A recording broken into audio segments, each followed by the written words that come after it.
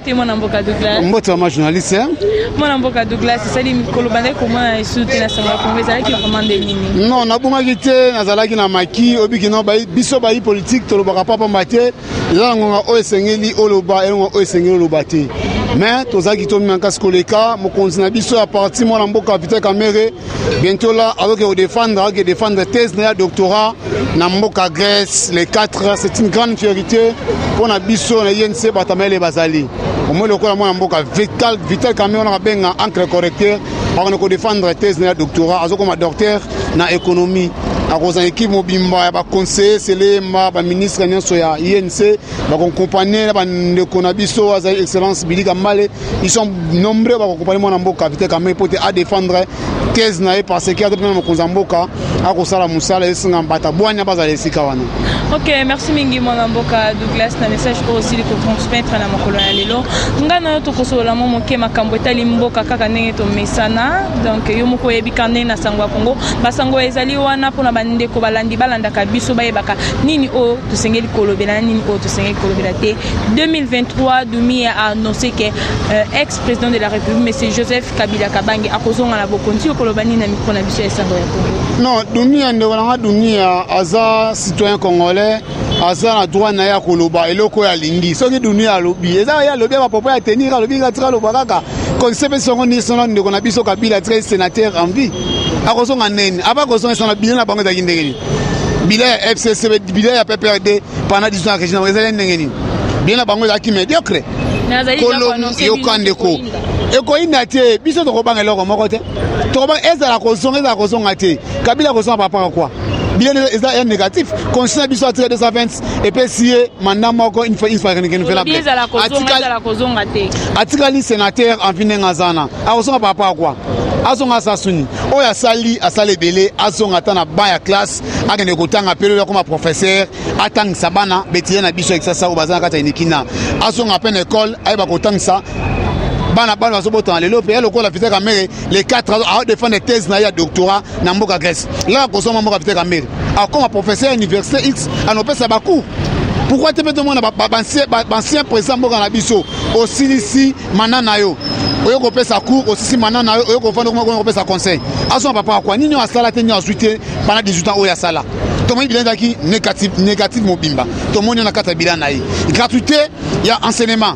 Parce que qui mon amboka Fati beto aya Vita Kamere en que correcteur pour tes constitutions c'est comment appliquer. N'importe na bango constitution qui violé, n'importe na bango bato saka même kutu gratuité enseignement. Les le mon amboka Fati na mon amboka Vita Kamere en que correcteur. Mais le et combien les gratuité et commis. Et comment on appelle ça goût à cause en 2023.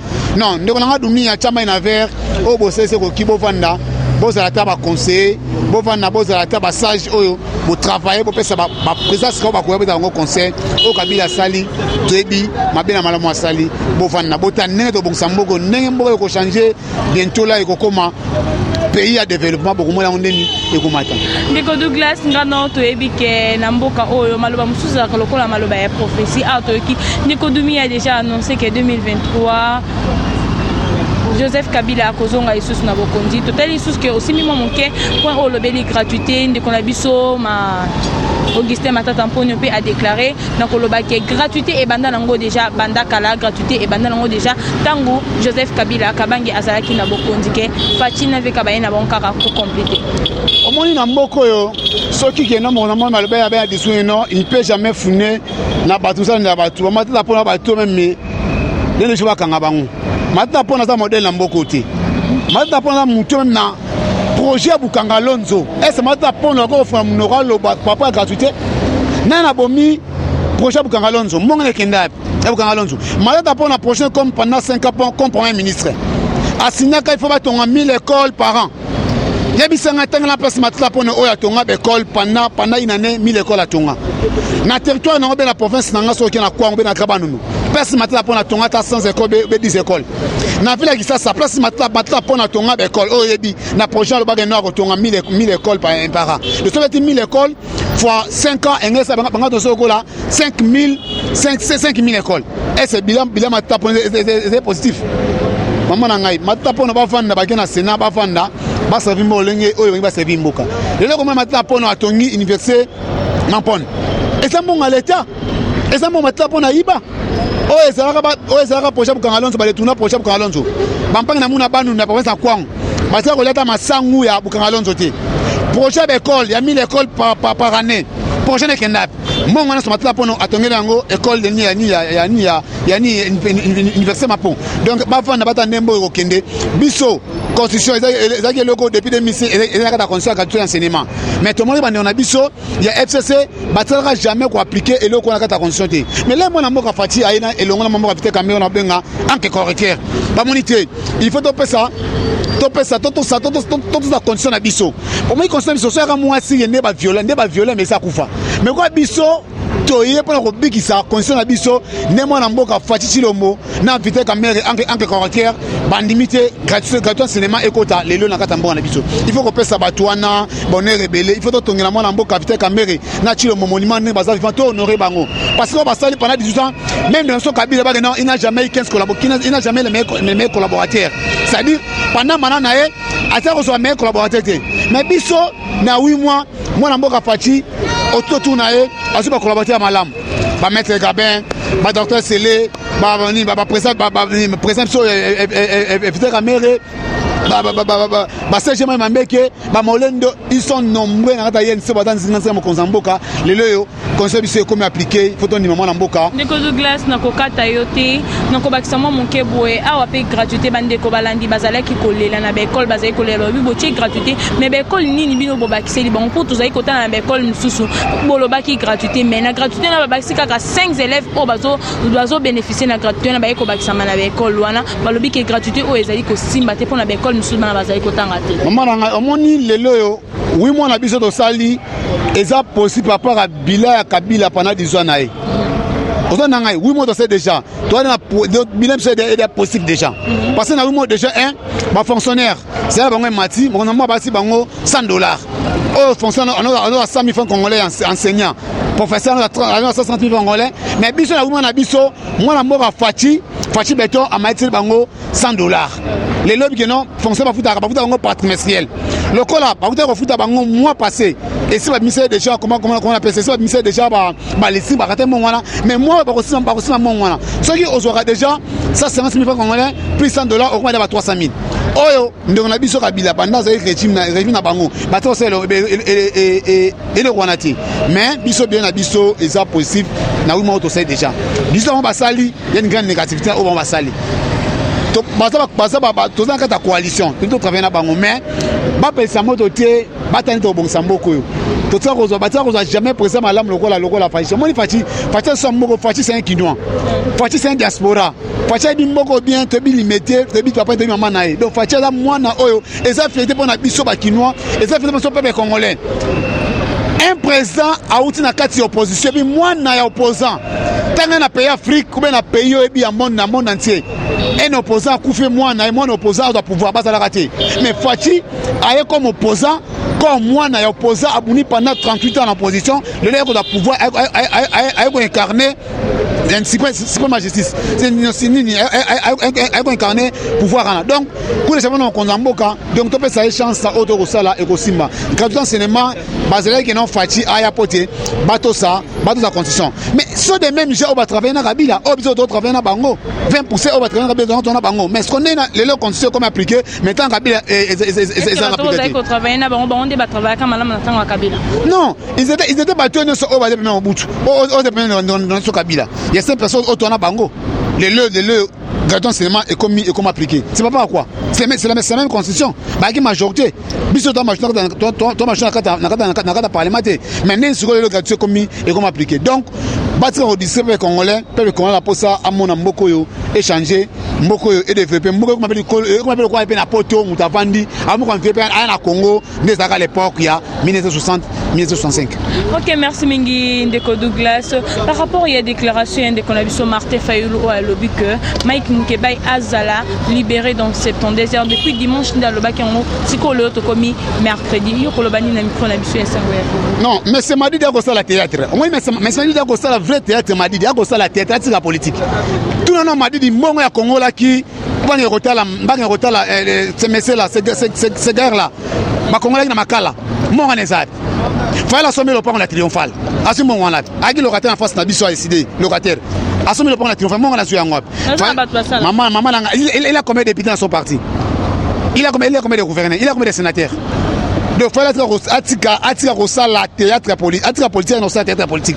Parce que ça qu'on est némo ça là, à go maman le bâti. Il y a que la makala, on a fait ça discours politique. Fallait comme ko bina nzembo ya Kofi. Avant ça promotion ya Kofi.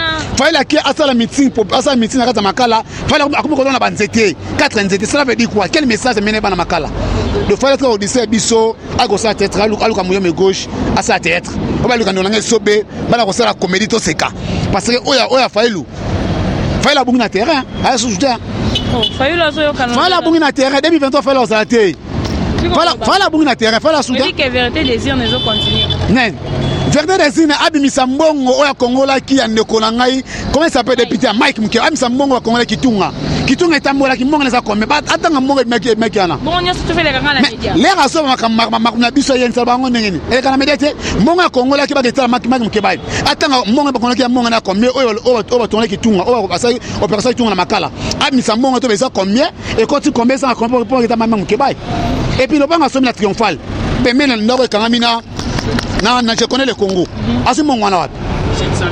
Azimo ngwana plus de $1 million seminar. Azimo ngwana quelqu'un qui est chômeur, après qu'on côté na parlement, atina mutu. Akane ko siéger, les là sont mis le pango et kangamina ndoko na je connais le Congo. Azimo ngwana. Les là mis le locataire. Abisa biloko na kati ya pousse. Na suki boy fala comme asumi le pango na kati ya triomphale. Amisi biloko na pousse. Je connais bien Faïlou. Je connais bien dynamique de l'opposition. Et quand même, on a fait ça. Non, maman, capitaine Caméré. Totike le quoi, voisin Totike le quoi, de l'opposition, ouais, Totike les nyos. Quand on a la mouka, azo ouais là. Dynamique de l'opposition Totike là.